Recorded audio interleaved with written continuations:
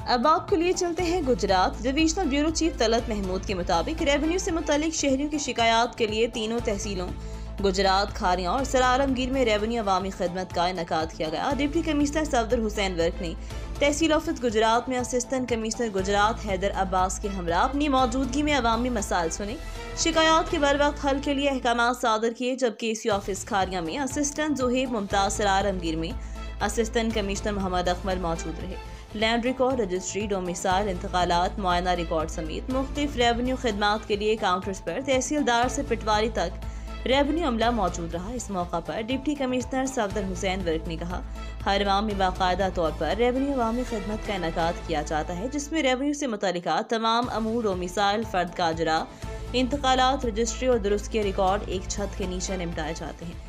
तमाम मुतल्लिका अफसरान सारा दिन खुली कचहरी में मौजूद रहते हैं और आवाम के मसाइल मौका पर हल किए जाते हैं।